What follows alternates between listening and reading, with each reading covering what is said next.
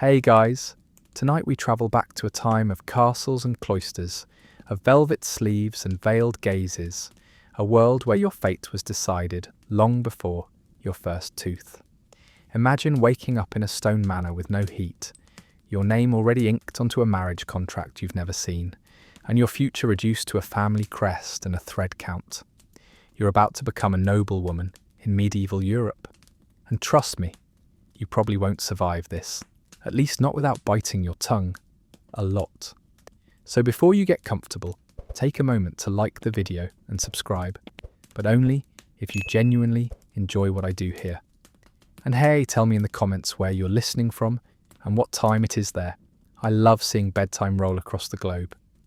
Now, dim the lights, maybe turn on a fan for that soft background hum, and let's ease into tonight's journey together. You are born behind stone walls and high expectations. The room is quiet but for the murmur of Latin prayers and the subtle swish of silk. Your mother, pale and exhausted, already preparing for her next trial by childbirth. Outside, banners flap on parapets. You won't see much of that wind. You're wrapped tight in fine linens and thicker limitations. From the moment you wail into the world, you are property. Your father looks you over, pleased, sort of. A girl means a strategic pawn for marriage, but it also means dowry, expense, risk. Still, he nods. A daughter has uses, for now.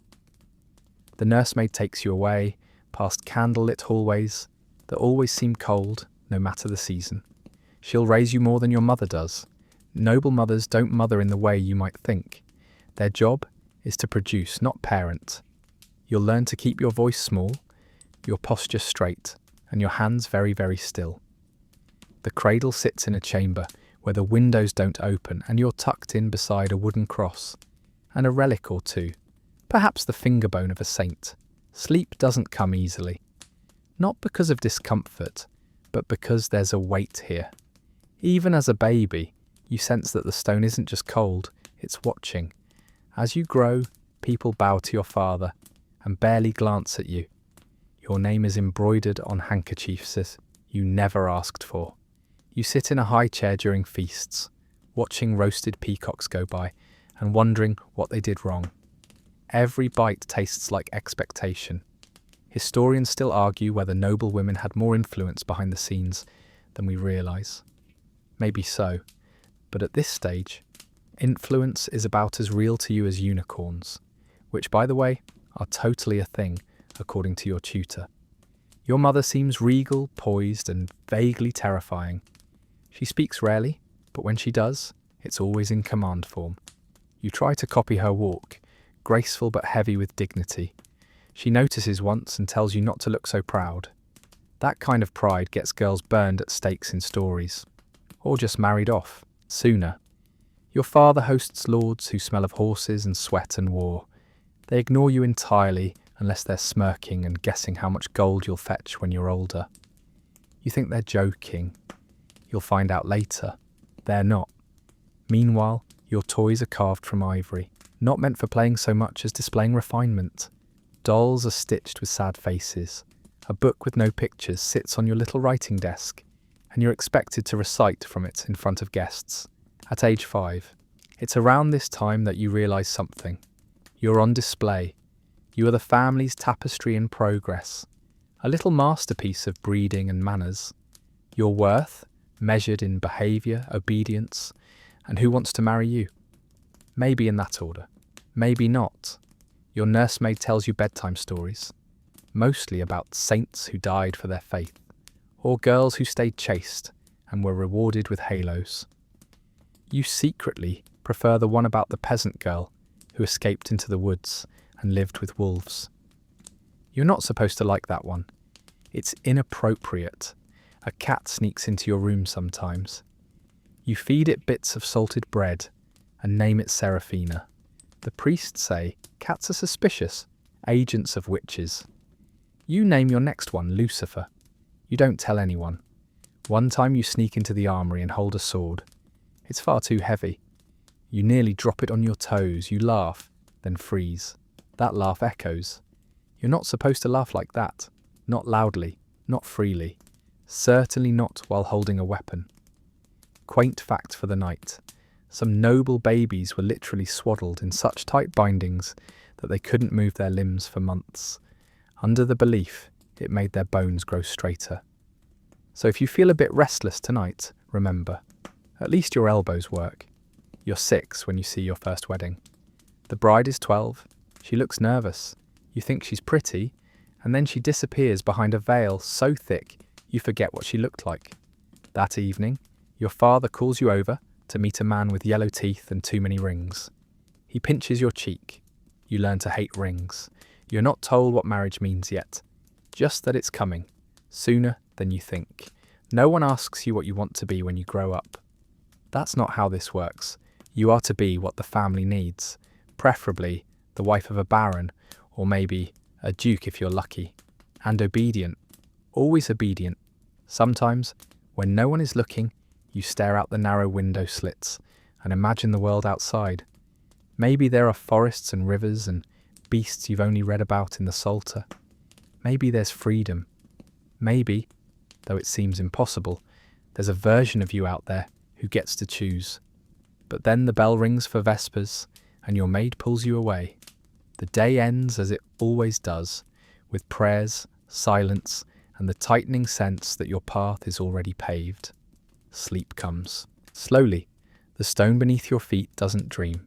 You're 7, maybe 8, and you're starting to notice just how much sitting still is expected of you.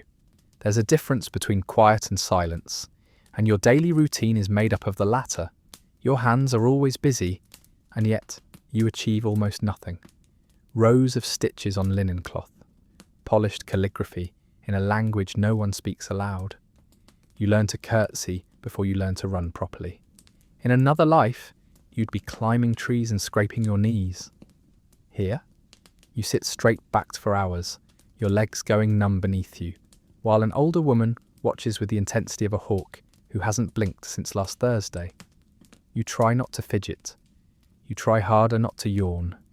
The education of a noble girl is a curious balancing act. You're taught to read, but only certain texts, mostly psalms, saints' lives, and the occasional bestiary full of creatures more imaginary than your future freedom. Your writing lessons are painfully slow, your ink always just a bit too smudgy for your tutor's taste. Hold the quill like a lady, not like a peasant gutting fish, she chides for the 7th time this morning.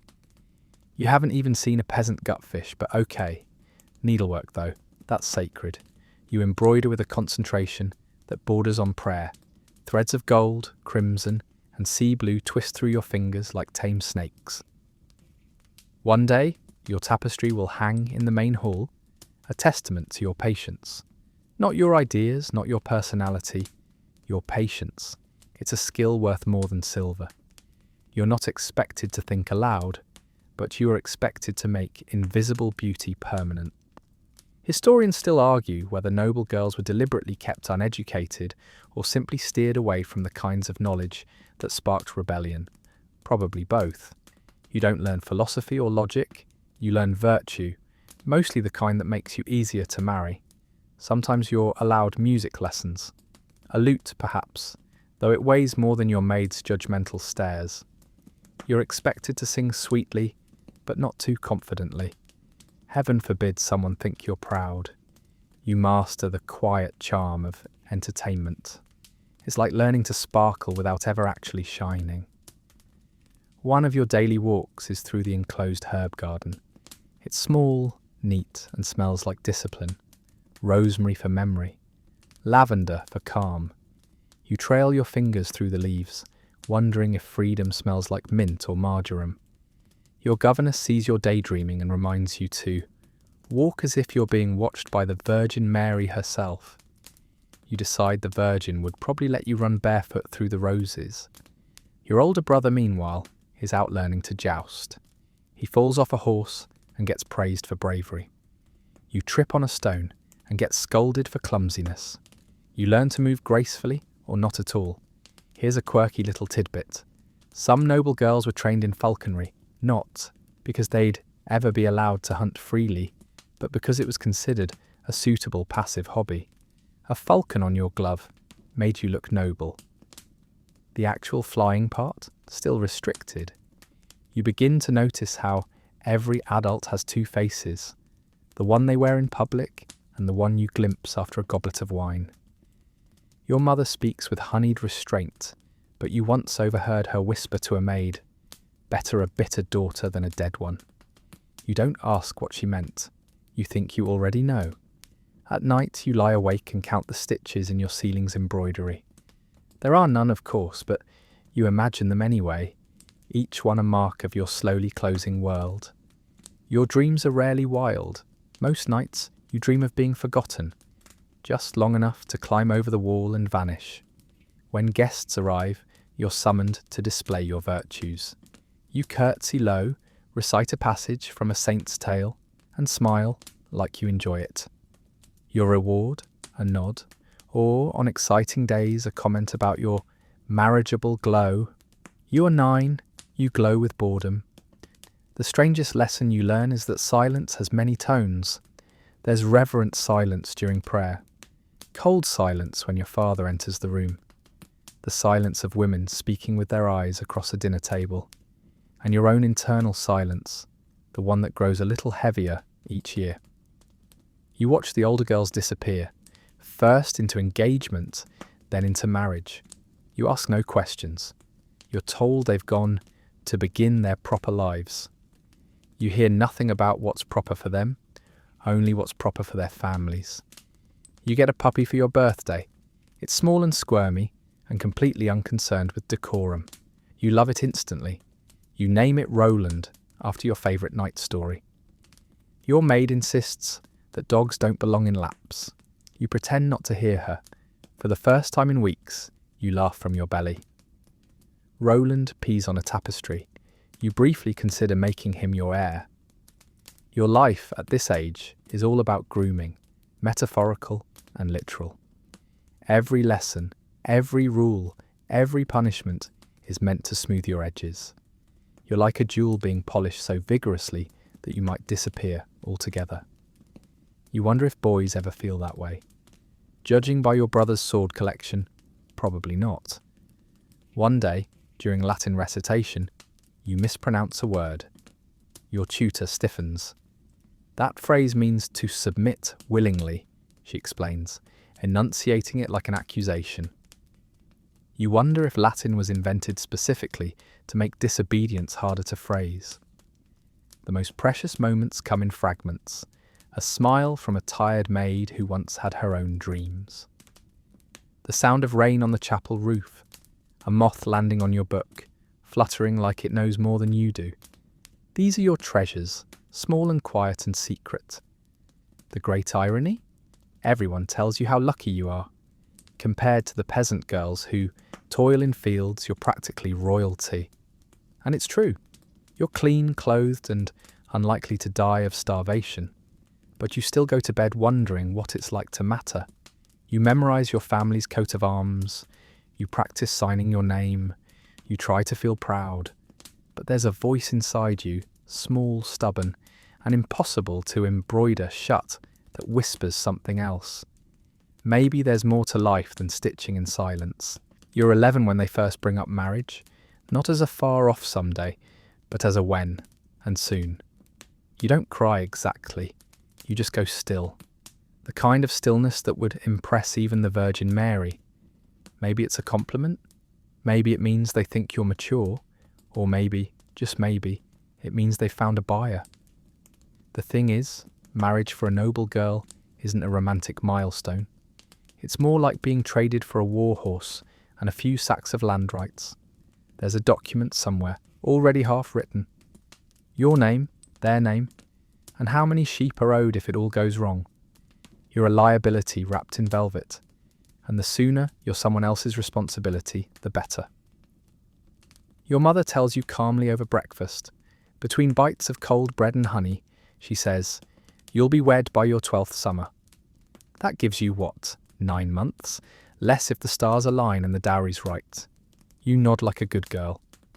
Inside, your stomach does that slow cold flip. like a pigeon falling from a chapel tower.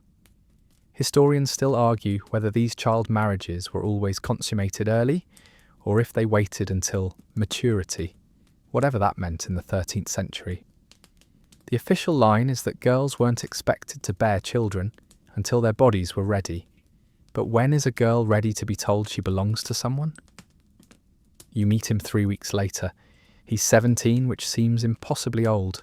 He arrives on a horse that cost more than your entire wardrobe. He's pale, polite, and smells faintly of wet wool. He bows too low and kisses your hand like you're breakable.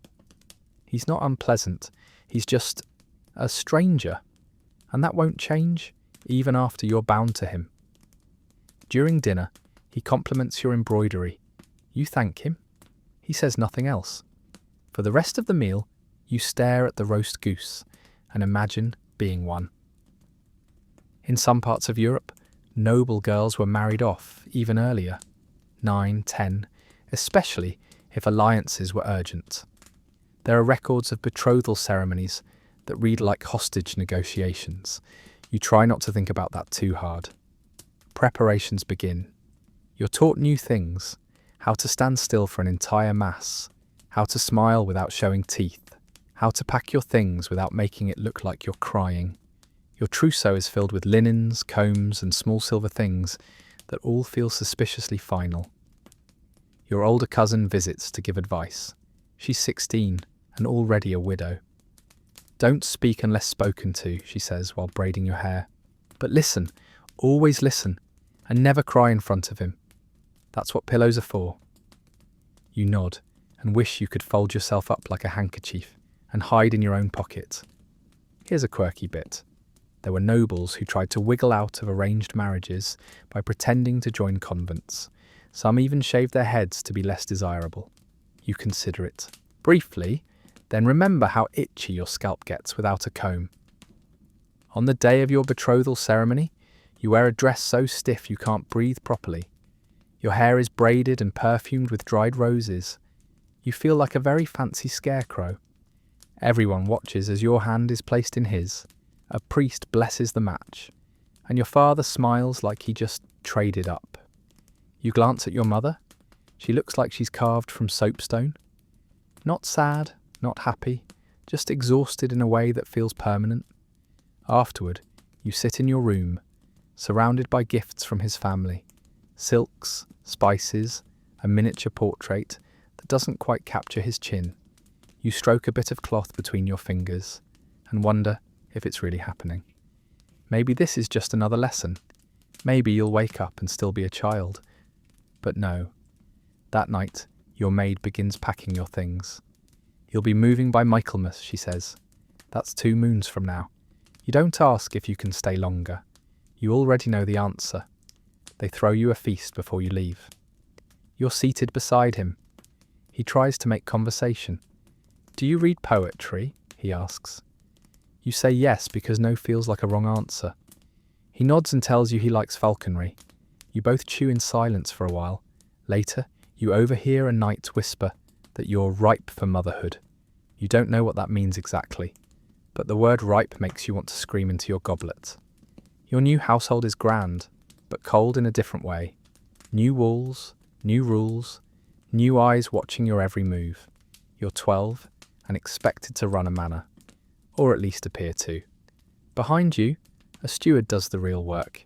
You're mostly decoration with a pulse, and yet you're still a child. You miss your puppy. You miss your bed. You miss the way the ivy climbed your old chamber wall, like it wanted to escape with you. Historians debate whether these early marriages were universally dreaded or just expected.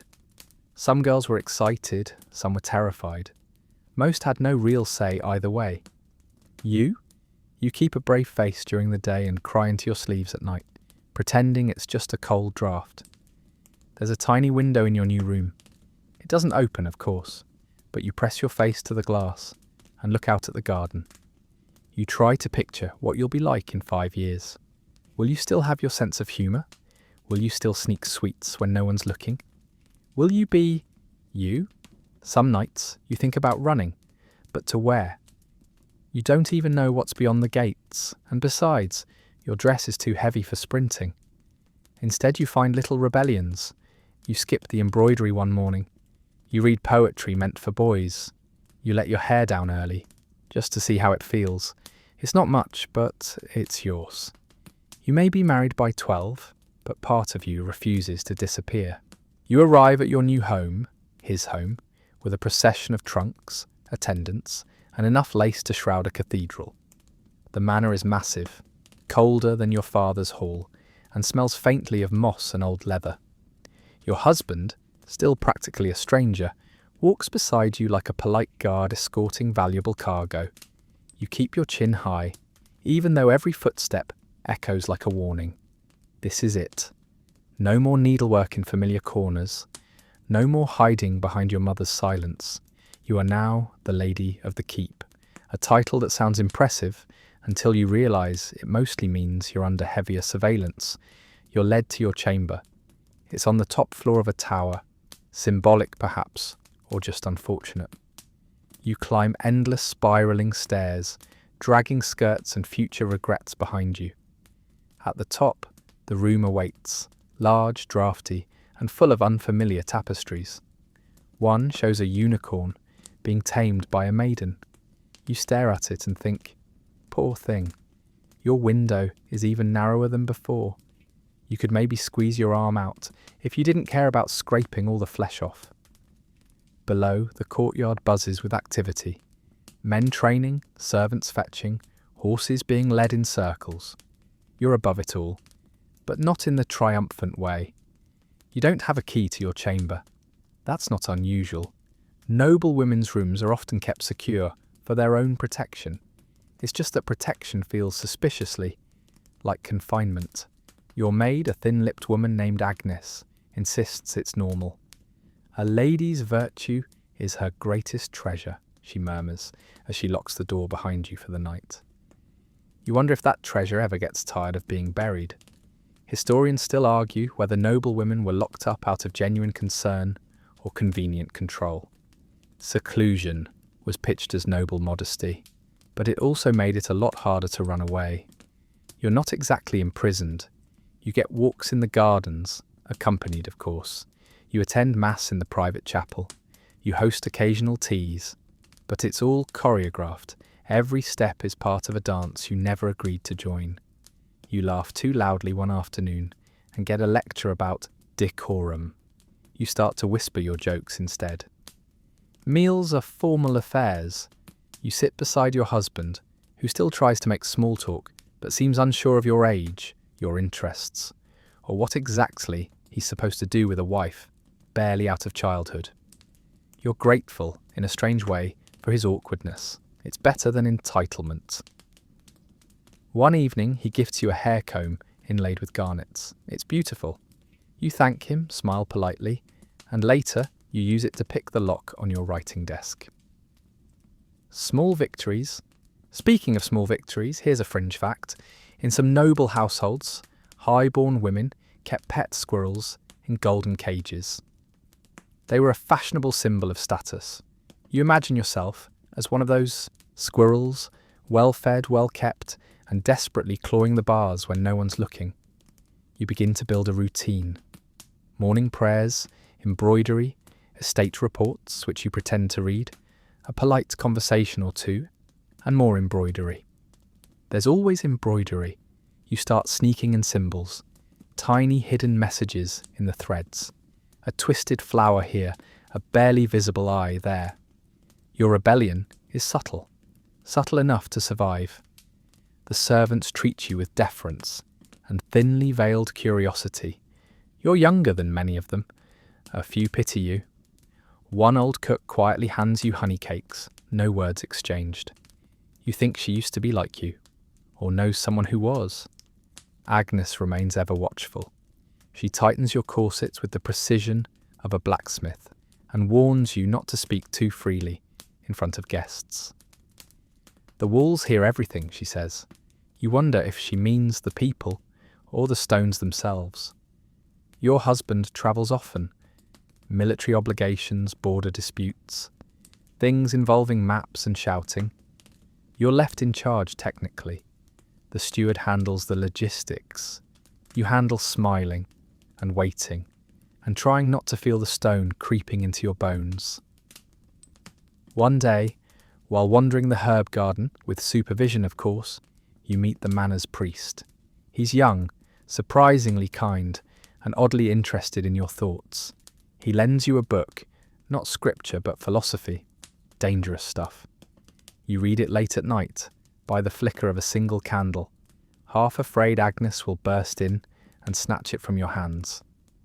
Some souls are born bound, the book says, but the mind is always free to walk. You copy that line onto a scrap of linen and hide it in your shoe. Not quite a rebellion, but close. Historians have long debated whether medieval noblewomen accepted their lives or quietly fought back. Diaries are rare, letters even rarer, but in the margins of records, in the patterns of textiles, in the symbols carved into combs and brooches, there are whispers. You whisper too, into your pillow, into your mirror, sometimes into the cold, watching the words vanish like breath.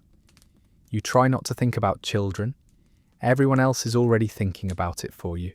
Your worth now hinges on that terrifying promise. Fertility, heirs, continuation of bloodlines. You still sleep alone for now. But every month, every sigh, every glance carries the weight of when. You wonder what kind of mother you'd be. You barely remember your own at this point. She wrote once a stiff formal letter about duty and sacrifice. You read it until the ink blurred. You folded it into a paper bird and tucked it in a book of psalms. Some things are safer left unread twice. Sometimes when no one is looking, you climb higher in the tower. There's a forgotten room at the top, a storage space filled with dust, broken furniture, and light that filters in like spilled milk. You sit there with your squirrel thoughts and quiet heart and just exist. It's the closest you get to freedom. You hum to yourself, a melody no one taught you, a song not from church or court or chamber, a song that's just yours. And that, more than the keys or the guards or the title, is what they can't take. You wake early as always to the sounds of servants bustling and birds that nest somewhere in the eaves. The sun slants through the narrow window like it's been carefully filtered, too polite to enter all at once. Agnes laces you tightly, brushes your hair until it shines like something valuable and reminds you to be dignified today. You ask, as you sometimes do, what that actually means. She does not answer. Today, you're scheduled to meet with the estate steward. You pretend this excites you. You will nod at ledgers, ask a few questions about barley stores or linen accounts, and try not to fall asleep while he talks about sheep taxes. The steward is a man who thinks flattery means complimenting your ability to sit still for long periods. He's not wrong, but these meetings are part of your role, and your role is everything. You are lady of the keep, which sounds impressive, but mostly means being an unpaid PR agent for a man who isn't even here most of the time. You've started to notice something. Every time someone praises your beauty, they also say something like, "and so gentle," or "modest," or "obedient," as if beauty is only safe when it's quiet, as if being clever might ruin it. Historians still argue whether noblewomen were seen as ornamental or influential. The truth is it was both, depending entirely on how well you could pretend you weren't either. And being clever? That's tricky. You are clever. You know it. You absorb the conversations between knights at feasts, remember the political implications of distant marriages, and make subtle connections no one assumes you're capable of. You just don't let them know, not unless it's useful. Like last week, when the steward proposed changing suppliers for the estate's wool, you innocently asked if the new merchant was the same one who shorted your husband's cousin 2 winters ago. The steward turned red and mumbled something about double-checking the figures. You smiled angelically. Sometimes, cleverness is silence shaped like a smile. Here's a strange little tidbit. In some parts of Europe, noblewomen were trained to keep falcons not just as pets, but as symbols of restraint. The falcon is wild, but only when allowed to be. You like that. You imagine keeping your own hawk. You'd name it Decorum and set it loose during dinner. Your beauty, meanwhile, is more trouble than it's worth. You're praised for it constantly, and yet every new compliment feels like a warning. Beauty is something to guard, apparently. Guard from stares, from rumours, from bad dreams. A veiled sword. One guest at the manor, a barren son with eyes too close together, tells you your lips are tempting. You laugh politely and excuse yourself. That night, you scribble a tiny sketch of his face and draw a chicken on top of it. You burn it in the hearth. No regrets. The truth? You don't feel beautiful most days. You feel constricted. Your corset is tight. Your slippers are small. Your thoughts are big, and nowhere to put them. You've taken to sewing your initials into places no one will look. The underside of cushions, the hem of your nightdress. It feels like a secret conversation with yourself. A reminder, you are still here. There's a growing tension in the air, not just within you, but in the manor, in the world. Whispers of war drift in with the messengers. Your husband receives letters sealed with unfamiliar crests. You're not told the contents, but you're good at reading faces. His especially. He frowns more these days, sleeps less. You wonder if conflict might change your life, or just make it harder to keep pretending. Either way, you're learning that safety is a story people tell each other when they need to sleep. The real world is all sharp corners and double meanings. One evening, during a small gathering, a visiting noblewoman raises a dangerous subject. Books. Not psalters or saints' tales, but poetry. Philosophy. Things written by men with too much time and women with too much fire. You lean in. She mentions a woman in Italy who writes letters full of wit and arguments. Petrarch, she says, writes about her. Some think she's his muse. Others say she was the mind behind his ideas. Historians still argue. You store that name, Laura. Not for use now, but someday. You think you'd like her. The conversation drifts back to embroidery. You sip your wine and say nothing. But later, you sneak down to the small library and search the shelves for anything that smells like rebellion. The library is sparse, mostly religious texts, but you find a treatise with pages worn thin.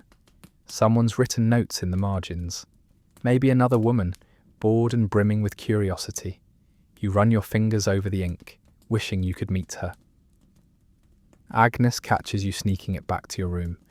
She sighs and says, "You'll spoil your mind reading that." You smile and say, "One can only hope." Your husband notices your silence more these days. He asks if you're unhappy. You shake your head. You're not unhappy exactly. You're just alert, always watching, always calculating the safest way to be yourself without becoming a problem. He nods, then hands you a brooch shaped like a dove. You wear it. It's beautiful. But inside, you imagine it flying away. Late at night, you find yourself writing scraps of poetry. Nothing grand, just fragments. Thoughts that don't belong anywhere else. You keep them hidden under a floorboard. Maybe someday, someone will find them and think, she was clever after all. The keep, for all its stone and rules, can't quite erase your mind. You still dream of falcons, of women who walk through fields without permission, of someone asking you a question and actually wanting the answer. Maybe they'll never see you as more than beautiful and obedient, but you see you. That's enough. For now, God apparently has a lot of opinions about your life. At least that's what everyone keeps telling you. From the moment you could kneel, you've been taught that your body is not quite yours. It belongs to God, then your father, then your husband. Your soul is yours, kind of, as long as it behaves, but your thoughts, your choices, those need approval. Every morning begins with prayer, a long, stiff-backed ritual of humility. You recite the Psalms, eyes half closed, while your knees ache against the stone floor. You're told suffering brings you closer to the divine. You suspect it mostly just brings you blisters. Mass happens in Latin. You don't always understand the words, but you understand the tone. Obey, repent, be humble. You've heard so many sermons on purity, you start to wonder if your entire purpose is to be a very fancy locked box that no one should open without clerical paperwork. Historians still argue whether the church truly cared about noblewomen's souls, or if it was more invested in using their status to promote its own power. Either way, you're a perfect billboard for piety, draped in modesty, wrapped in ritual, and forever reminded of Eve's original sin. You ask once, very quietly, why Eve got blamed for everything. Your chaplain says, because she disobeyed. You almost ask why Adam's mouth didn't just stay shut. You swallow the question instead, like a bitter communion wafer. There's a nun who visits sometimes, Sister Beatrice. She's older than the stones in the chapel, and twice as stern. She teaches you about female saints, always the same kind. Quiet, chaste, painfully devout. One bled from the eyes for weeks. One walked across a desert on her knees. One had her tongue cut out for refusing to marry. You ask if any saints ever just read books and didn't get martyred. She blinks. That wouldn't be very inspiring. Here's a quirky detail. Some devout noblewomen wore hair shirts, itchy, uncomfortable garments, meant to mortify the flesh and keep them humble. One countess supposedly wore hers under silk gowns so no one would know. You suspect there's a metaphor in that, or at least a rash. You try to look devout when needed. You pray, you fast a little, you nod earnestly when told about divine obedience. But part of you itches, not physically, though the wimple is definitely to blame for that, but mentally. There's a rebellious sliver in you that wonders why virtue always seems to involve being quiet and cold. They tell you the church is a refuge, and it can be, especially for women with no other choices. Some noblewomen did retreat to convents, either by force or design. Inside those walls, some found a surprising amount of freedom, books, authority, even power. But you're not in a convent, you're in a marriage. And no holy vows are going to make that tower room feel any less like a cage. Your confessions have become increasingly hypothetical. If someone felt resentment, you ask the priest, would that be sinful if she never acted on it? He sighs and assigns you 3 Hail Marys. You mumble them that night with crossed fingers. One afternoon, during a particularly long sermon on the dangers of vanity, you catch your reflection in the polished goblet at your side. You look solemn, composed, and just a little dead behind the eyes. You wonder if saints ever got bored, or if they simply lacked the time. Religious holidays are exhausting. So many rules, so many expectations. During Lent, you're not allowed meat or joy. During Advent, you fast and sew until your fingers bleed. And during the feast of St. Agnes, your name day, you're expected to embody virginity and humility like it's a seasonal costume. You do your best. You host charitable events, distribute alms, and read aloud from the Book of Hours in your best pious voice. Everyone compliments your devotion. No one notices the satire buried in your tone.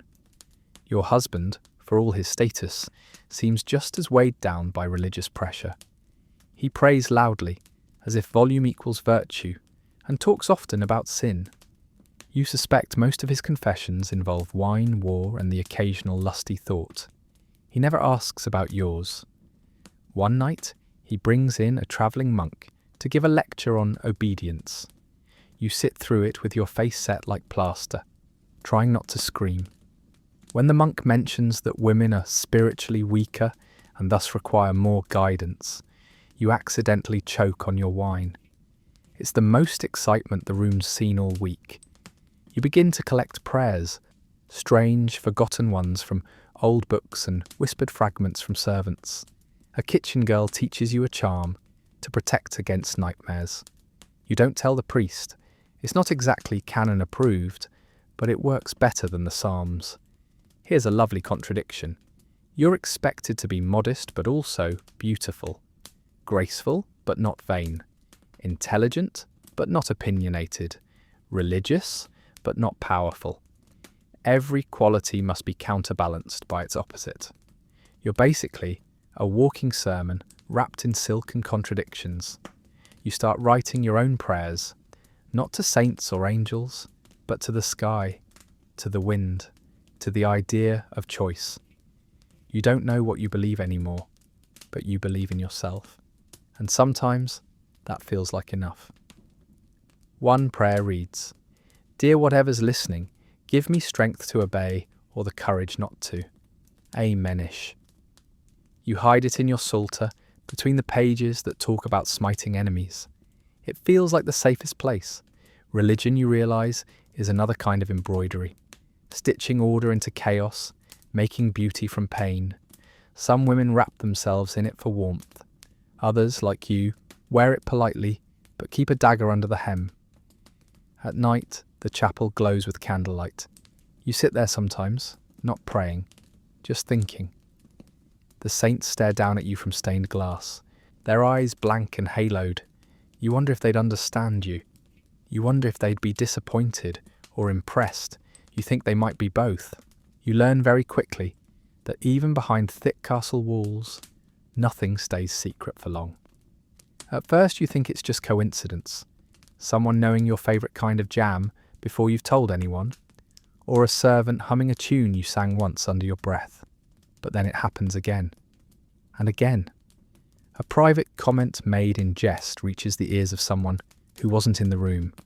A small complaint you mumbled to yourself reappears, twisted, exaggerated, on the steward's lips the next day. You start to realise the walls may not have ears, but the people behind them certainly do. Your life is watched, not just by your husband or the chaplain or Agnes, who somehow appears whenever you're about to do something mildly rebellious, but by a silent army of eyes, servants, chambermaids, visiting nobles, cousins by marriage who smile too long and speak too little. Everyone seems to be reporting to someone. Historians still argue whether noblewomen had any true privacy, or if the illusion of solitude was merely part of their performance. Judging by your own experience, the answer seems clear. Your life is less private than the town market. Take your maid, for instance. You once thought Agnes was simply stern. Now you're not so sure. One morning she asks about a book you hid beneath your mattress. You lie, say it was moved during cleaning. She smiles gently and reminds you to avoid temptation. You say nothing, but later you move your stash to a loose tile under the hearthstone. You trust the fireplace more than you trust her. And yet, there's no malice in most of it. The servants aren't necessarily cruel, they're just tuned in, sensitive to shifts in tone. They know that power depends on perception, and perception depends on information. So they collect it, share it, and quietly survive. You can't blame them. You just have to learn to play along. Here's a peculiar little tidbit. Some noble households employed professional eavesdroppers, servants tasked with blending into the background and relaying whispers to the lord or lady of the house. Imagine being paid to lurk in corners and never blink. You're pretty sure Agnes is working that job for free. Still, you find your moments, your pockets of rebellion. You discover that the tapestries lining the great hall hide small alcoves, tiny spaces between the cold stone and the fabric, big enough to slip into and breathe for a moment. You go there sometimes when the weight of watching becomes too much. You're not the only one who knows how to hide. One of the scullery girls, Marion, shows you how to send notes via the laundry baskets. It's primitive, yes, but effective. She says little, but always looks like she knows far more than she's saying. You start writing each other short messages. At first it's just jokes, then poetry, then half-formed questions about the world. You never sign your name. The thrill of secrecy makes your heart beat faster. It's the one place in your life where no one's correcting your posture or your prayers. Your husband, meanwhile, seems to think you're adjusting well. He praises your composure at dinner, tells guests how pleasantly settled you've become. You smile and nod, and resist the urge to scream into your cup. Composed, yes. Settled, not quite. He asks you once if you've been lonely. You say, I have company. It's true, sort of. There's always someone nearby. You're never alone. That's the whole problem. Sometimes your chambermaids whisper about you in your own presence, as if you're a statue that occasionally blinks. You pretend not to hear. One day, they speculate about whether or not you're pregnant. You're not. You fold your napkin neatly and change the subject. Later, you tear the napkin in two and feel oddly better. Your life is a maze of invisible threads. Who said what? Who overheard? Who saw whom where? Every action is filtered through half a dozen mouths before it reaches its destination. You learn to speak in double meanings, to give compliments that could be read either as genuine or scathing. You've become fluent in castle gossip, which is somehow both trivial and deadly serious. Historians often speak of courtly love, the romantic nonsense passed around in troubadour songs. But for you, court life isn't about romance, it's about optics. The right smile at the right time, the perfect laugh at a slightly too boring joke, the silent strategic retreat before anyone realises you've outwitted them. You even start leaving decoy books. A dull treatise on farming practices sits on your desk untouched but very visible. Meanwhile, the real reading material, philosophy, poetry, a banned commentary on women's intellect, sleeps in the coals of the hearth. You write less poetry now and more plans, not real ones, not yet. Just outlines in your mind. Questions like, what would it take to leave, to hide in plain sight, to disappear without scandal? Not because you're desperate to flee, though sometimes you are, but because planning feels like power, and power is a warm feeling in a cold world. You become careful with compliments. You wear obedience well, someone says at a feast. You smile. It's the most fashionable fabric, you reply sweetly. They laugh. You don't. Here's another strange fact. Some noblewomen in France kept mirror books, journals of moral reflection, sometimes shared with their confessors. You think about starting one, then realise you already have. Your poems, your notes, your thoughts, all bound by secrecy. Your mirror book has no reflection, only resistance. One night, you sit by the window and imagine your life from the outside. A lady in a tower, beautiful, graceful, always watched, always watching. From far away, you probably look like a painting. Up close, you're all pulse and friction. There's a knock at the door. Agnes of course. She informs you that guests will arrive tomorrow. You're to be gracious and invisible, polished but muted, seen but not quite known. You nod, and then when she leaves, you go to your hidden alcove behind the tapestry. You sit there with your knees tucked in and your eyes closed. You listen, and for once it's quiet. There's a particular kind of skill you pick up in a life like this, one that isn't listed in the annals or praised by bards. It's the ability to master the art of doing absolutely nothing, gracefully. It sounds simple. It is not. Each day unrolls like a tightly scripted scroll. Morning prayers, light breakfast, embroidery. Always embroidery. A polite stroll in the gardens, with just enough conversation to prove you're not sulking. You return for midday devotions, pretend to read estate reports, sip watered wine, and nod at all the appropriate times. You're constantly busy, and yet you accomplish nothing tangible. The hours blur into each other like paint left too long in the sun. You are a lady, yes, but one whose time exists to be consumed, not directed. You begin to understand that the real job here, your job, is to occupy space with perfect gentility. Not to act, but to appear. Not to decide, but to influence. Quietly, like perfume drifting from a locked drawer. Historians still argue whether noblewomen truly held influence, or simply projected it. They debated how much sway you could hold without ever speaking directly. You already know the answer. Just enough to be blamed, never enough to be credited. And so you perform your role with the practiced precision of someone threading a needle in a gale. During feasts, you're seated like decoration.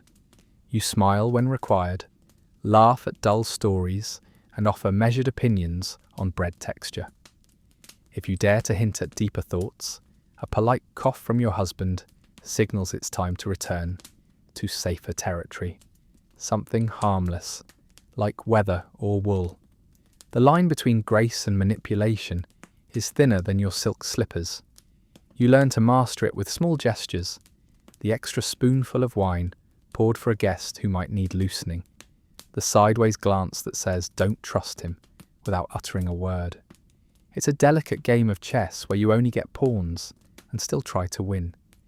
You start cultivating the art of suggesting you never order, never insist. Instead, you wonder aloud about things. I wonder if the North Field might yield better flax if planted earlier. I wonder if the steward's new assistant has the right temperament. I wonder if we should prepare more stores this year, just in case. And magically things shift. Decisions happen. You weren't in charge, but your echo is in every outcome. Here's a delightfully obscure tidbit. Some noblewomen would stitch messages into their tapestries. Not just initials or symbols, but coded commentary about court politics. You're not sure how many people noticed, but the act alone must have felt subversive. You start doing it too. Tiny, barely perceptible patterns in your cross-stitch. A twisted vine for a lie told over supper. A blooming flower when someone underestimates you. You become so good at appearing serene that even you start to believe it. Dio, stillness wraps around you like one of your gowns, elegant, suffocating. Sometimes you wonder what would happen if you stood on the banquet table and screamed. Not out of rage, just curiosity. You don't, of course, but the image keeps you company. There's a woman who visits the manor often, a widow named Lady Adelaine. She's older, sharp-eyed, and completely immune to nonsense. She watches you the way falcons watch mice, not unkind, just alert. One evening, during a particularly dull gathering, she leans in and whispers, "You remind me of myself. The trick is to outlast them all." Then she sips her wine, as if she hasn't just dropped a philosophical grenade in your lap. You think about her words often. Outlasting doesn't sound thrilling, but it does sound achievable. Your days fall into rhythm. Needle, prayer, smile, nod. You walk with the grace of someone always being judged. You cultivate a garden of small opinions, safe, decorative ones that bloom on command. Your mind, however, grows wild and tangled, full of thoughts too strange to say aloud, like how the sky always seems slightly bluer when no one's watching, or how the silence before dawn feels more honest than any sermon, or how if you had a different life, you'd be a travelling poet who sleeps in haylofts and writes about rain. You meet a poet once. He's part of a guest party travelling through. His fingers are ink-stained, his eyes sleepy, and his clothes hopelessly wrinkled. He recites verses about longing and loss. Everyone claps. You do too. But your eyes meet his for a second longer than necessary. Later that night, you find one of his poems left behind, tucked beneath your cup. It's about a bird with clipped wings who still sings every morning. You don't know if it's meant for you, but you memorize it anyway. Here's another whisper from the edges of history. Some noblewomen kept hidden journals written in ciphers, not to record great deeds, but to speak freely, even if only to themselves. You think about doing the same, but your handwriting is already too well known. Instead, you write letters to fictional sisters and hide them inside hollowed-out candle moulds. "Dearest Isolde," one begins, "today I survived another day of elegant nothingness. My greatest accomplishment was convincing 3 men that I agreed with all of them, simultaneously. Your imaginary sisters know you better than anyone else. They don't blink when you confess that sometimes you miss being a child, or that you once named a patch of clover outside the garden gate freedom. They understand. You learn to give compliments so subtle they double as insults, and to issue warnings disguised as compliments. "You dance beautifully," you say to one noblewoman, like a deer just before the arrow. She thanks you. Every day, you're a statue in motion, a smile that never shifts too far, a ghost inside silk and propriety, but you're watching. Always watching. The art of doing nothing gracefully is not the absence of power, it's its most disguised form. You are not idle, you are coiled, patient, waiting, because someday someone will ask you what you think, and you will answer so carefully, so devastatingly, that they'll never ask again without remembering. You bleed for the first time on a cold grey morning. The fire in your chamber has gone out, and the rushes on the floor feel damp. You think you're dying. That's how little they tell you. You sit there, staring at the stain on your shift, waiting for the scream to come. It doesn't. Instead, Agnes enters, always at the right moment, and sees.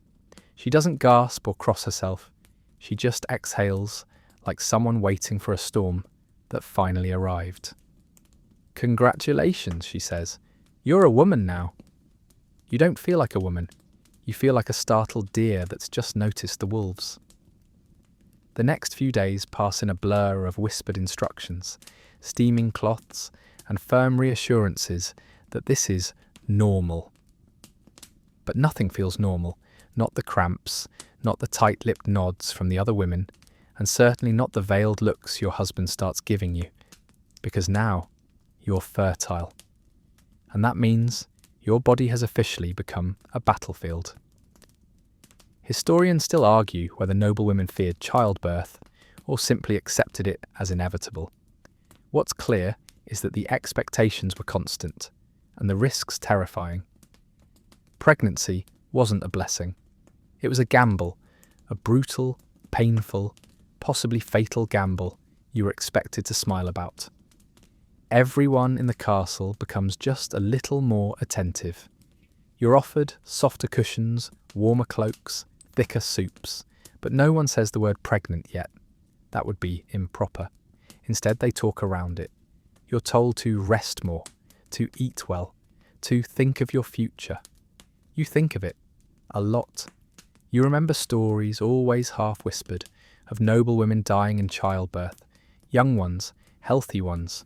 One lady, a cousin of your aunt's, who screamed for 3 days and then bled to death. Another, who gave birth to twins and died before she saw them. But there were also tales of survival, women who bore 10, 12, even 15 children. You don't know which is worse, and you realise with quiet horror that no one really cares if you're afraid. Here's a fringe tidbit. Some medieval medical experts believed that smelling burnt goose feathers could ease labour pains. Others recommended butter soaked in crushed emerald. Neither sounds especially comforting, but then again, painkillers aren't a thing yet. You start hoarding calming herbs like lavender and mint, not because they'll help, but because they give you something to do. Eventually, the inevitable happens. Your husband visits your chamber, and this time he doesn't leave after a polite conversation about vineyard yields. He's kind in the way one might handle a fragile artifact. Afterwards, you lie there, face to the wall, and pretend the flickering candlelight is a river you could fall into. The castle begins to whisper again. The servants make bets on when you'll start to show. Midwives linger just a little longer when they bring supplies. You pretend not to notice. Weeks pass, then months. Nothing happens. People start watching you closer. You hear Agnes murmur about delicate balance and the importance of patience.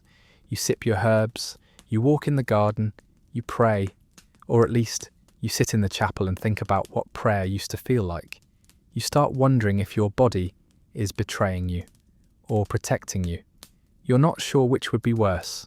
Your husband tries not to look disappointed. He's not unkind, just quiet, as though he's already rehearsing his speech to the bishop about seeking a more fruitful match.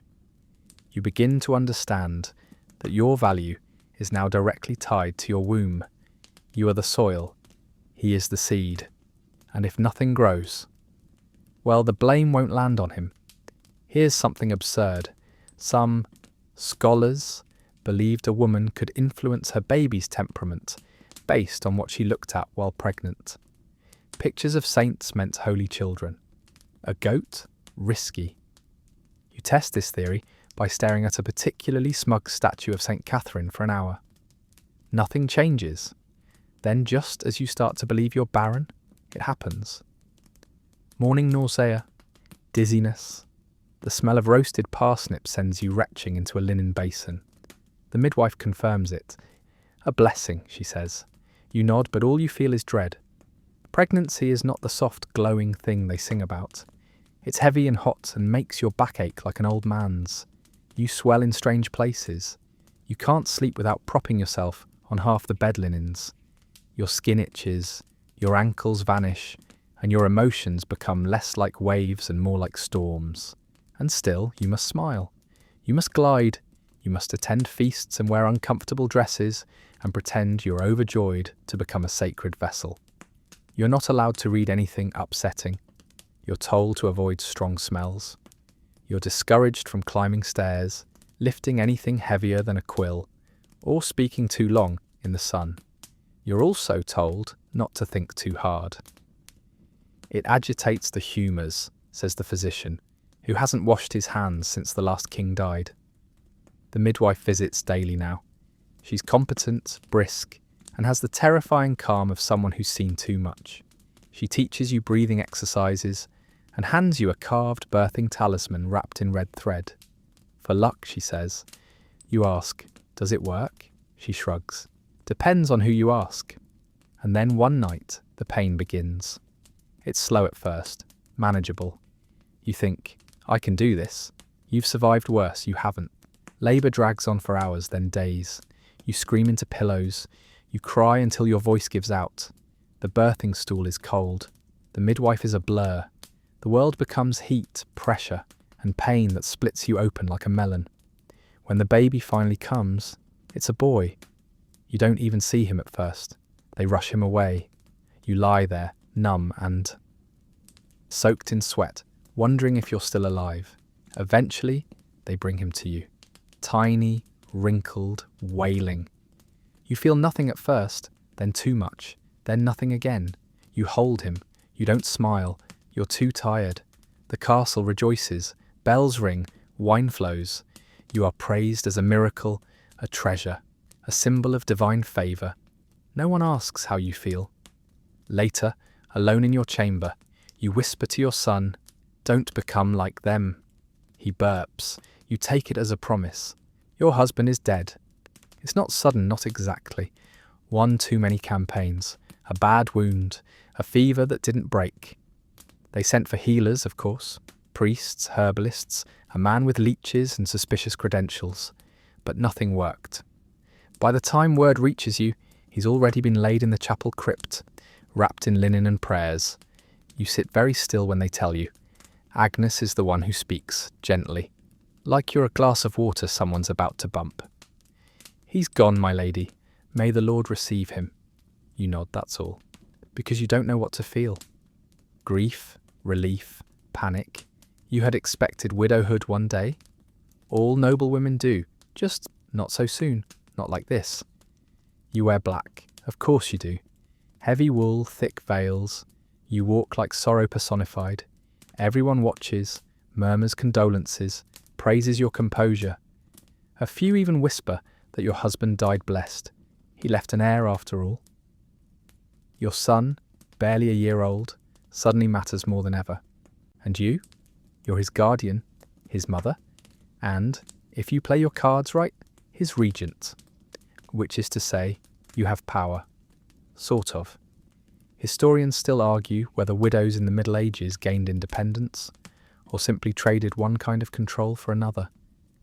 Technically, you now outrank many of the men around you.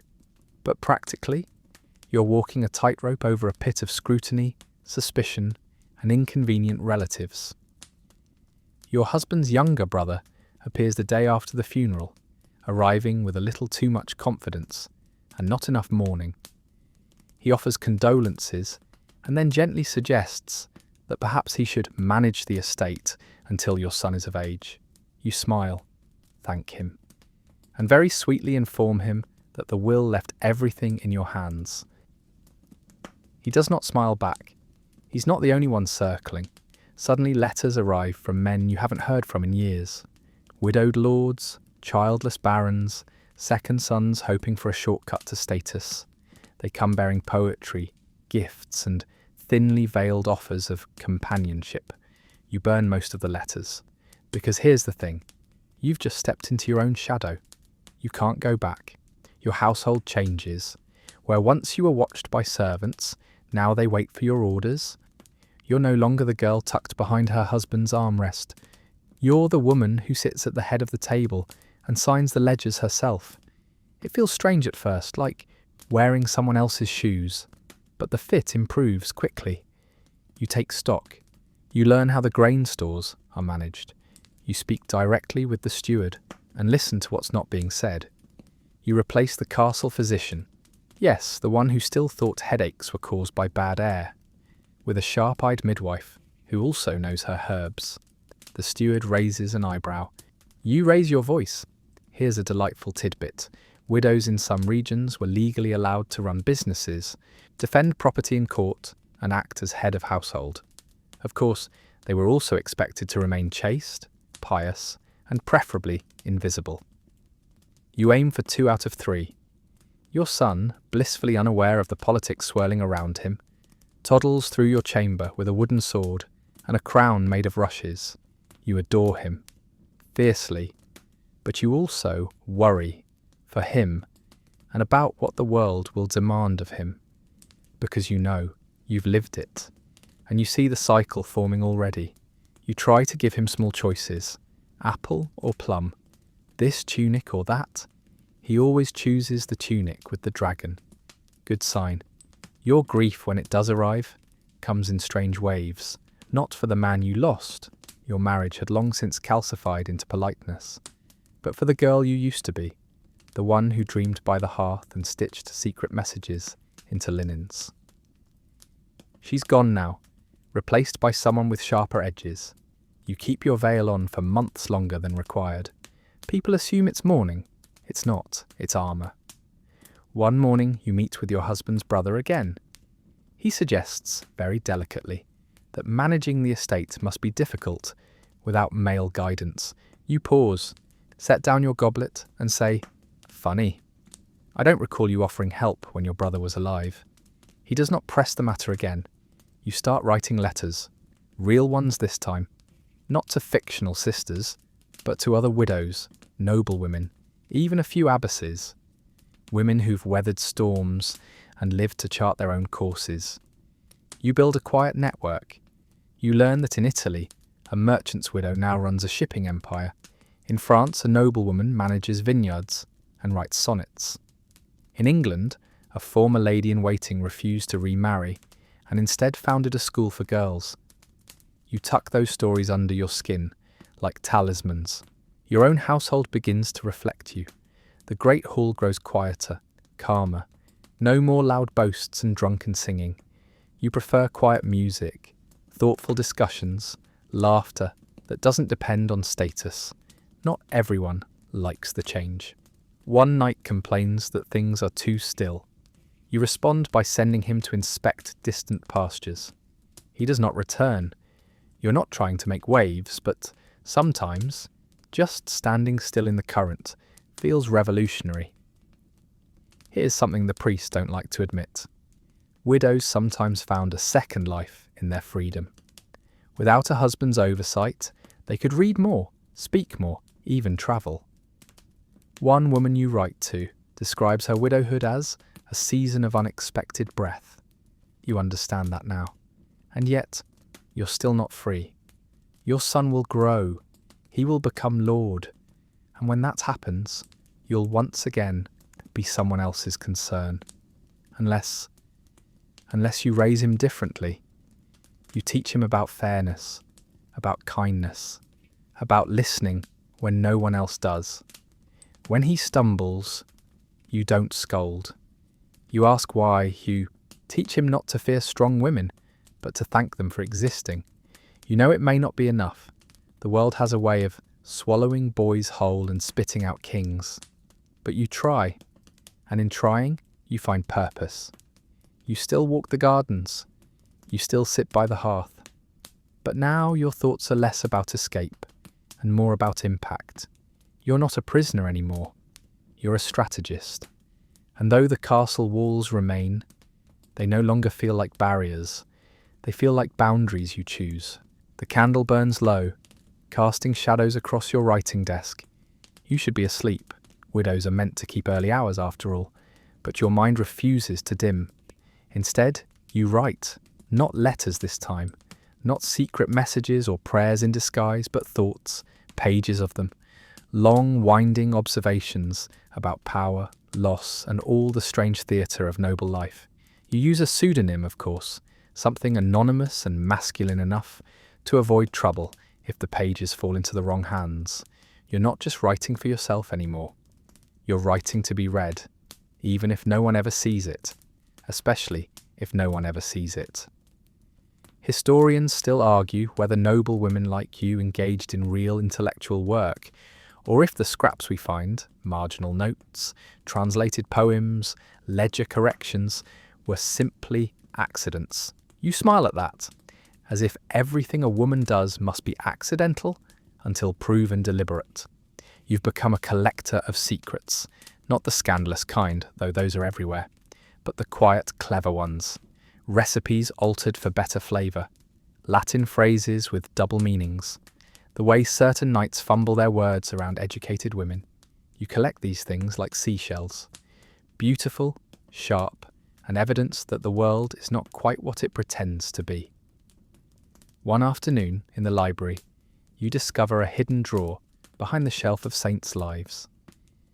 Inside, a stack of old parchment, letters, essays, a few worn pages of philosophy written in a feminine hand. Some noblewoman before you read Aristotle and scribbled furious notes in the margins. You whisper, "Hello," and press your fingers to the page. The words aren't revolutionary, not in a public way, but they're raw, observant, curious, the kind of curiosity you were always told to keep folded under your sleeves. You copy a few passages and slide them into your own journal. It feels like you've made a friend across time. Here's a curious tidbit. Some noblewomen commissioned their own books, hand-copied and illuminated, filled with poetry, religious texts, even medical recipes. They weren't just patrons, some were contributors. There's even speculation that certain anonymous authors of medieval treatises were women writing under male initials. You'd like to believe that. You do believe that. Your own collection grows. You write in small, careful script, sometimes switching languages mid-page to keep prying eyes confused. You write about your son, how he's growing, how he once asked why men sit at the high table when women do all the organising. You write about your late husband, with an honesty you couldn't afford while he lived. You write about being watched and then about being forgotten. And you read. Oh, how you read. You trade texts with the abbess of a nearby convent, philosophy in exchange for medical knowledge, translated prayers for herb lore. You get creative with your messengers, hiding books in boxes of dried lavender. Occasionally one comes back with a pressed flower tucked between the pages, a wink across miles. Sometimes you read aloud to the fireplace, as if the flames might answer. You find yourself drawn to questions with no answers. Why do some people yield to power and others break it? Is silence truly virtuous or just convenient? If women were meant to be obedient, why were they born with such persistent minds? These aren't things you can ask at dinner. So you ask the candle, the wall, the book. Your son walks in once and catches you reading. He's too young to understand most of it. But he asks, "Why are the words so small?" You laugh and say, "So people will read more slowly." He nods like this is wise. You make a note of it. He's watching you more carefully now. You're not sure if that's good or dangerous. He finds one of your poems. Not the spicy ones, thank goodness. Just a short verse about a bird trapped in a sunlit room. He reads it, then looks at you and says, "Did the bird get out?" You pause. "Not yet." Later that night, you revise the ending. Your circle of female correspondence expands. You found a way to hide your letters inside sewing patterns, messages disguised as stitch instructions, tucked between flowers and hems. They're not long letters, but they carry weight. One woman sends you a riddle. Another, a recipe for a healing tonic she swears keeps men too sleepy to argue. You treasure them all. These women, scattered across manors and convents and cities, remind you that intellect isn't rare. It's just usually silenced. Here's another fringe fact. There was a noblewoman in Spain who was fluent in Arabic, Hebrew and Latin. She taught scholars behind closed doors, always under a male name. Her writings influenced philosophers who never knew her real identity. You think about her often. She probably didn't sleep much either. You begin to leave hints. A poem etched lightly onto a chapel bench. A joke buried in the Latin inscription above the hearth. A corrected footnote in a visiting priest's sermon. Done in pencil, with a smile. Nothing big, just reminders that you're still thinking, still here. You receive a letter from a woman you've never met. She writes only one sentence. I saw your poem in the tapestry pattern. I thought I was the only one. You reread it 5 times, then you write back, careful and slow, and begin the letter. You're not. Your mind feels alive in a way it never did before. Sharpened. Sparked. You don't pace the halls out of boredom anymore. You pace because you're brimming with ideas and not nearly enough ink. And yes, sometimes you wonder what would happen if your little collection were discovered. You imagine the scandal, the lectures, the smug priest declaring it sinful. You imagine your work burned. But even that doesn't stop you, because now you understand legacy isn't just lineage, it's thought, it's language. It's what you leave behind in margins, in poems, in the ideas that ripple long after you're gone. And if someone finds your words 100 years from now, if they read them by candlelight, tucked beneath the floorboards of another old manor, you hope they smile and whisper, she was clever after all. You've always been told that rebellion is loud, clanging swords, flaming torches, angry mobs storming castle gates. But now you know better. Rebellion can be a hemline. It can be a single, vivid red thread stitched into the corner of an otherwise perfect tapestry. It can be a poem tucked inside a box of sewing needles. It can be silence, intentional, pointed silence. When someone asks you a question, they already assume you'll answer meekly. It starts with a pair of shoes. They're crimson, not just deep rose or muted berry. No, full, unapologetic crimson. You find them in a merchant's bundle, hidden among gifts meant for your son. Supposedly, they were sent by mistake. You decide to wear them anyway. Agnes gasps when she sees you descend the stairs. Those are not suitable for mourning, my lady.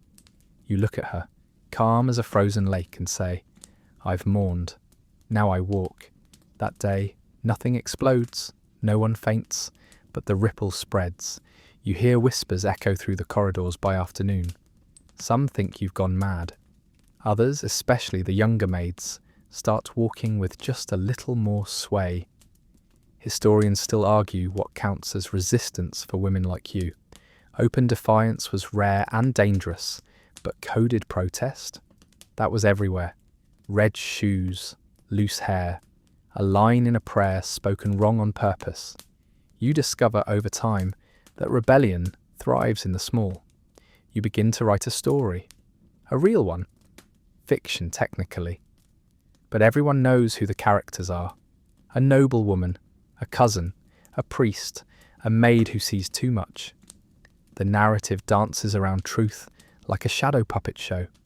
You read passages aloud to your son under the pretense of bedtime fables. He laughs at the jester.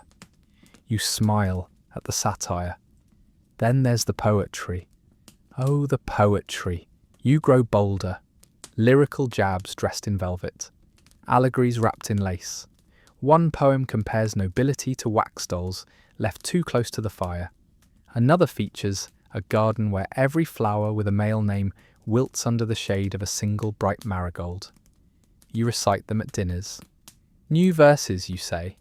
No one dares call them treasonous, but some men drink faster when you speak. One even coughs mid-swallow when you rhyme obedience with convenience. You have fun. Here's a deliciously quirky tidbit.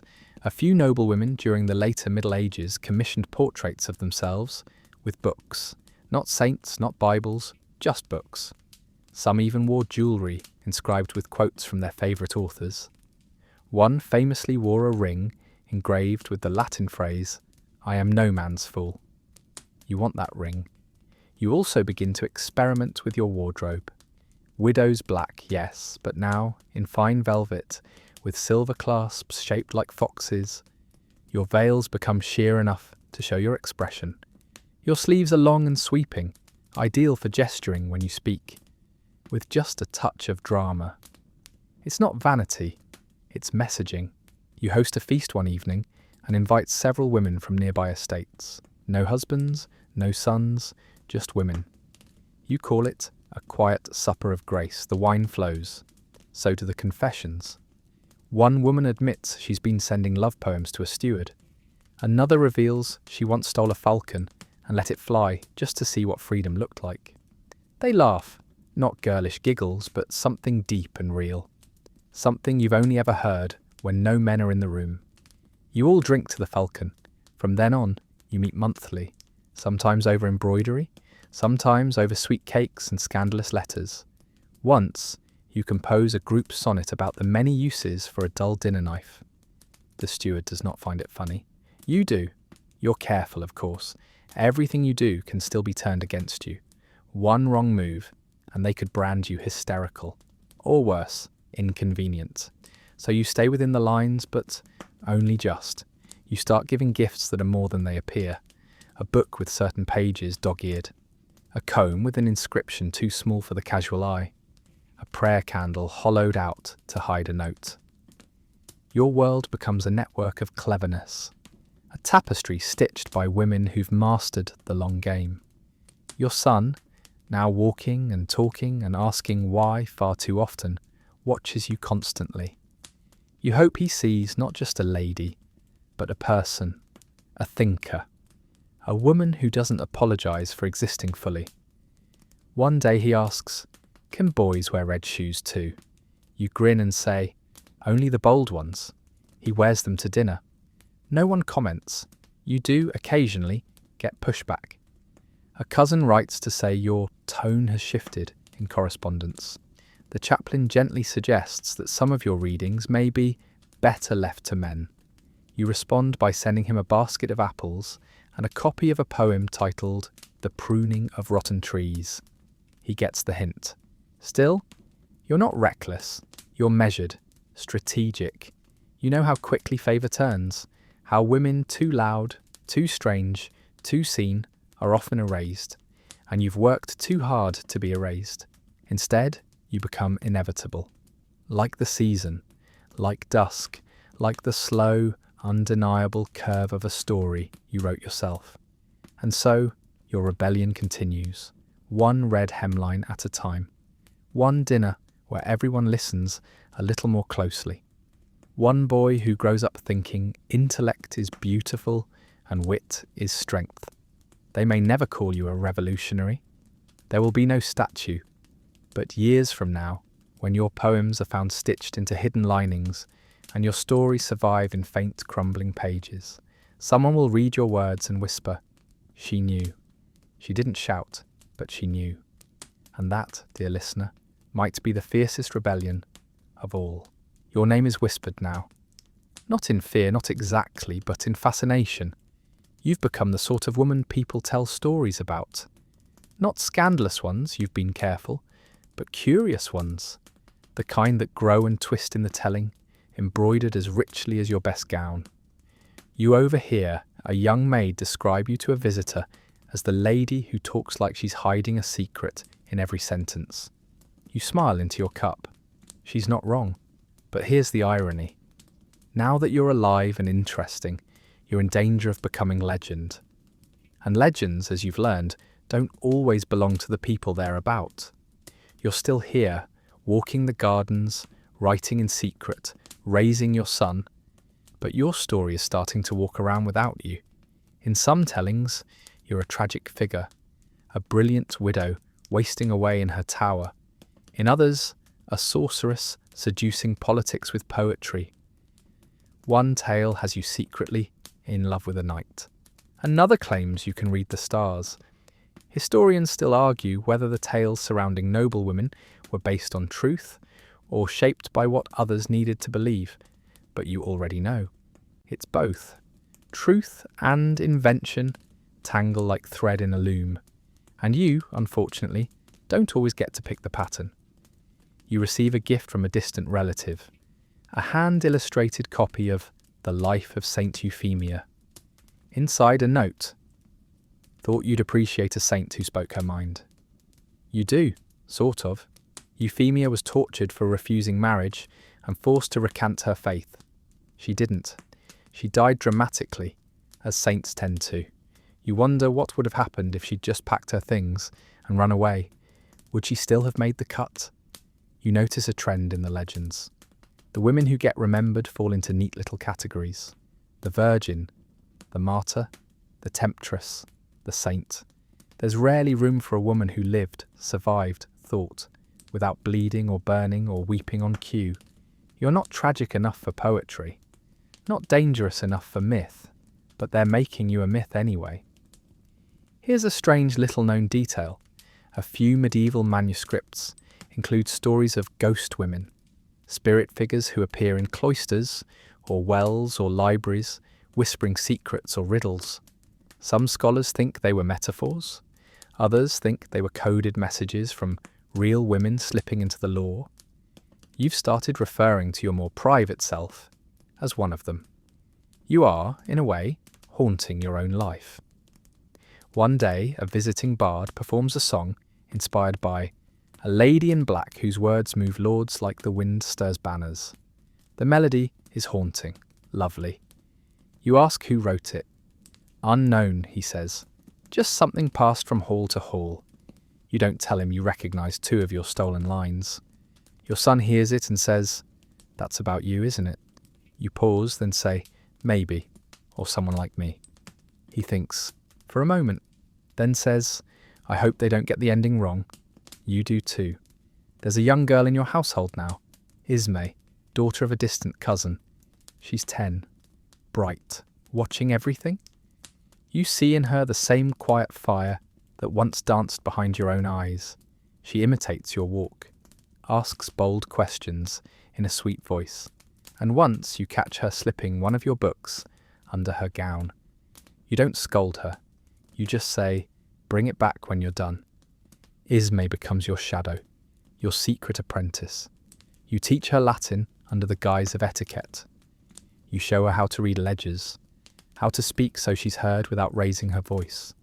You teach her not how to rebel loudly, but how to endure cleverly.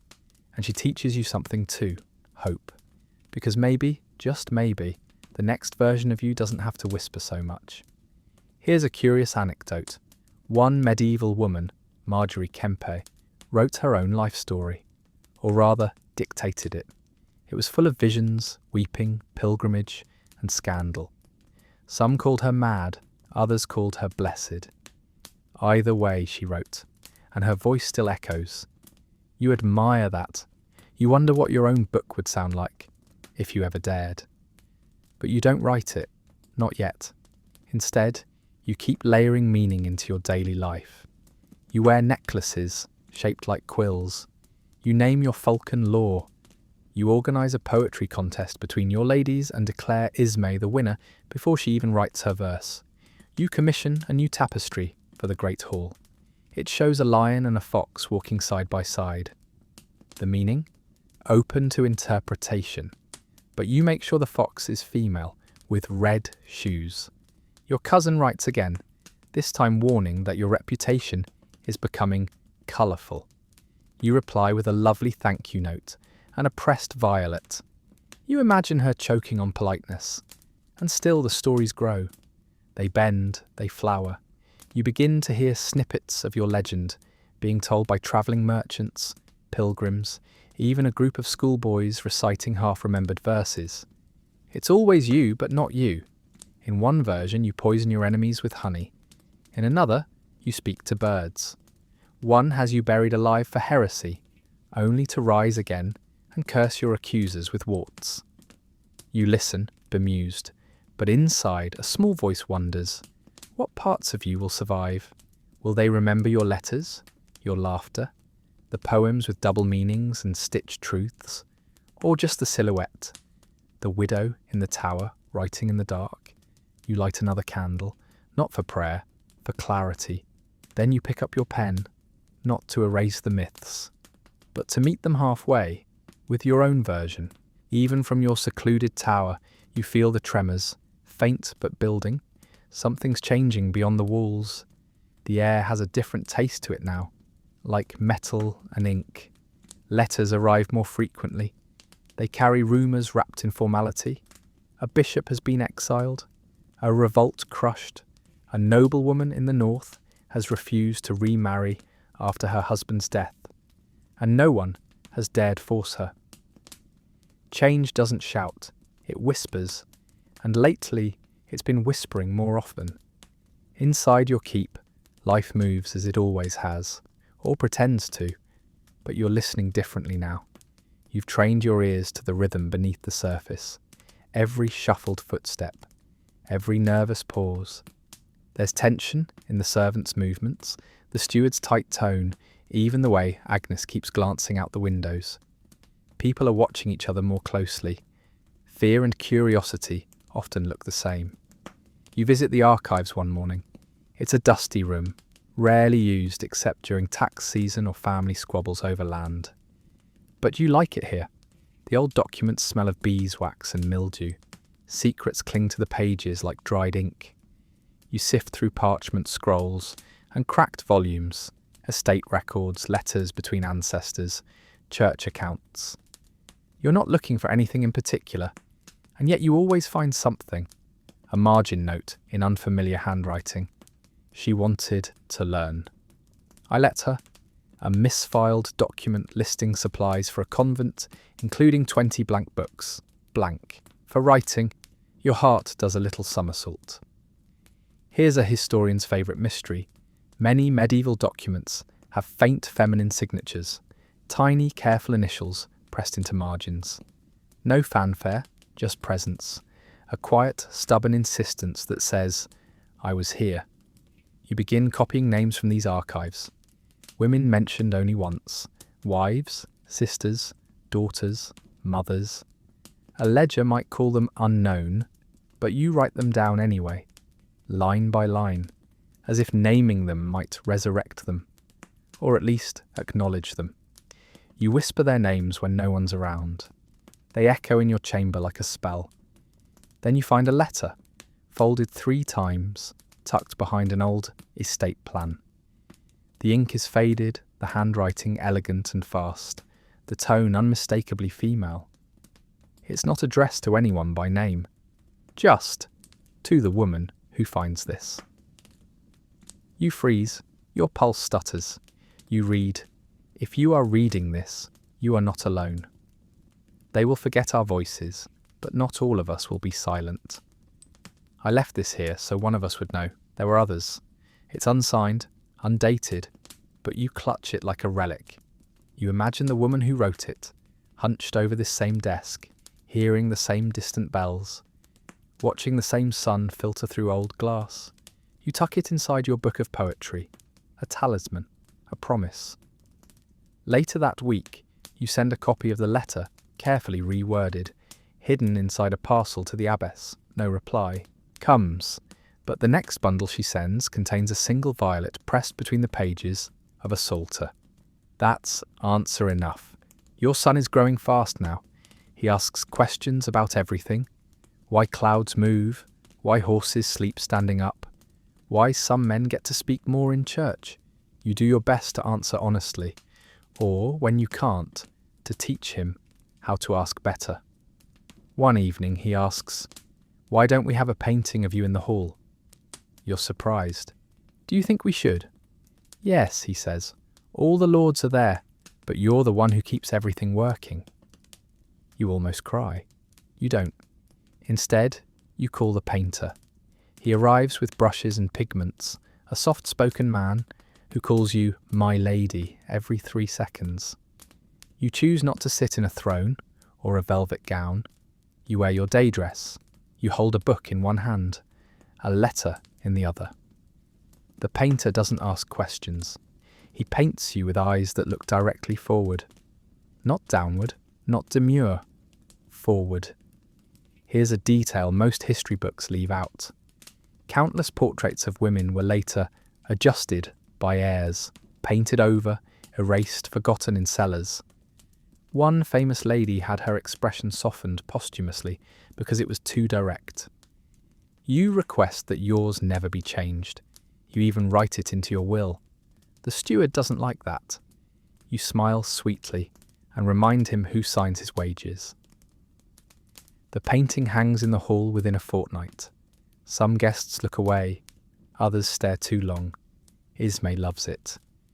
She sketches her own version on parchment and tucks it under your tea tray. Time, once a dragging fog, now moves like a current. The older you get, the faster it flows. Letters keep coming, some full of hope, others full of warnings.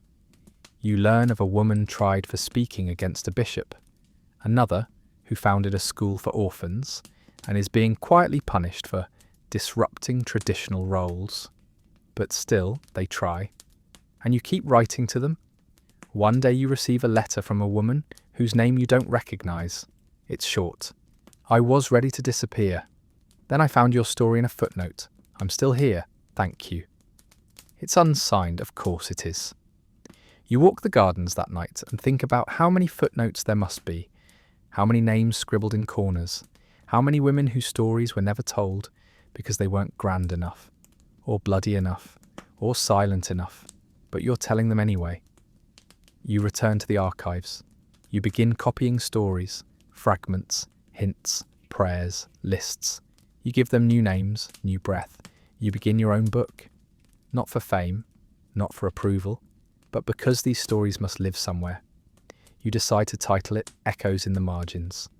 And maybe someday a girl will find it tucked behind a wall or hidden in a hollow floor, and she'll whisper, "She knew, she saw, she saved it for me."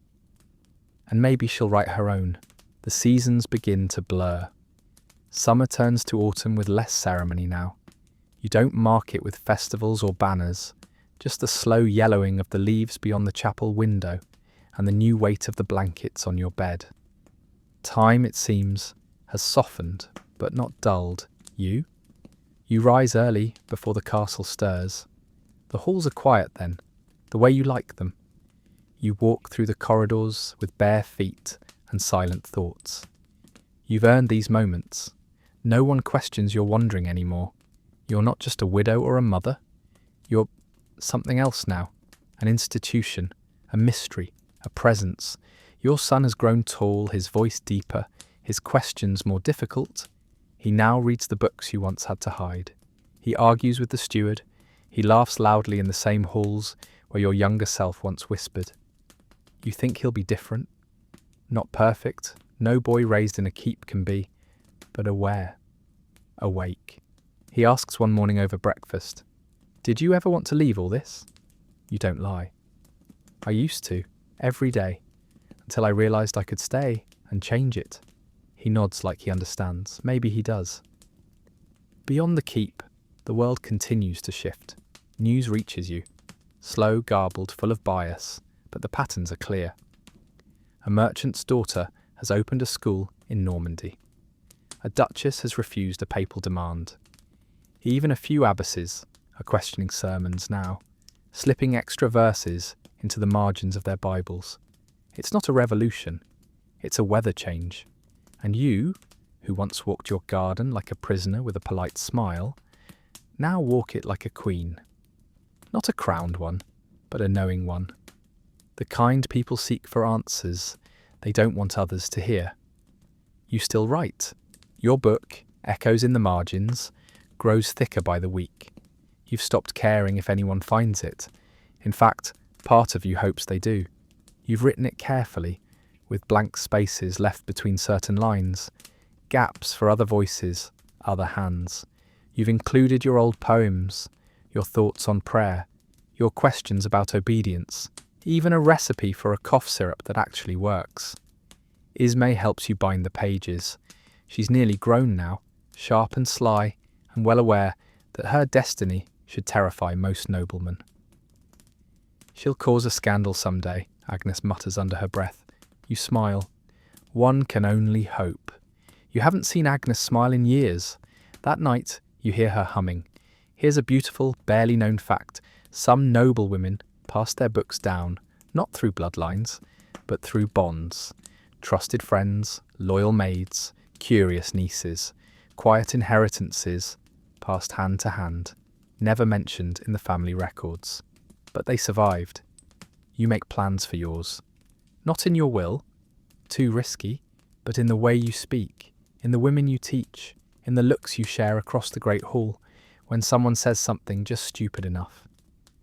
You notice lately that the stories people tell about you have changed again.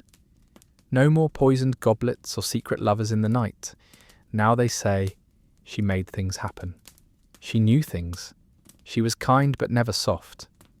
One minstrel even wrote a ballad called The Lady of the Long Game. You laughed so hard you nearly choked on your wine. You corrected him. It wasn't a game, it was survival with style.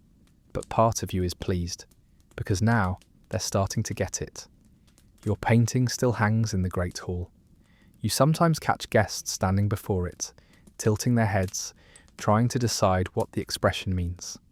Is she amused, confident, knowing? Yes, and you outlasted them all. Not out of bitterness or revenge or sheer stubbornness, though you had those too, but because you knew there was more. More than duty, more than beauty, more than obedience dressed up as virtue.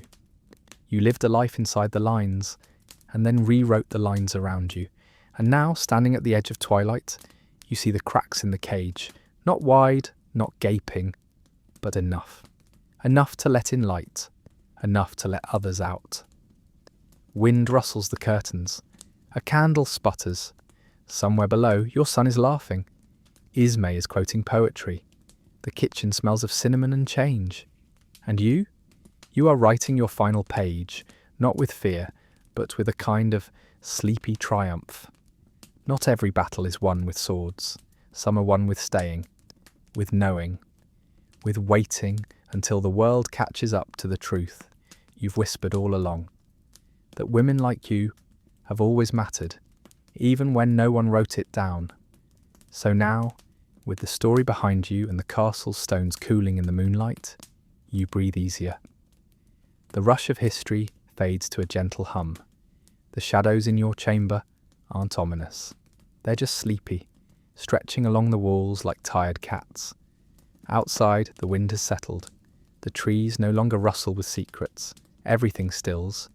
Even your heartbeat, even your thoughts. You lie down in a soft bed, thicker now, warmer than it used to be. No stiff formality, no embroidered traps, just fabric, flesh and dreams. Your head sinks into the pillow like it's been waiting for you all along. There's no rush, nothing left to prepare for, no eyes watching from behind tapestries, no footsteps down the hall, just silence, the good kind, the kind you choose. And maybe, if you listen closely, you'll hear something else. A breath of laughter carried on the breeze, a page turning in a forgotten book, a girl somewhere far away, whispering your name in wonder. Because even in the quietest places, even when history tries to erase you, your voice, soft, stubborn, and utterly unrepentant, lingers. It is part of the stone now.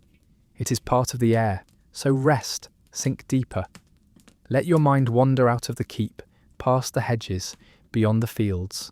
No more narrow windows. No more lessons in silence. Just sleep. You've earned it.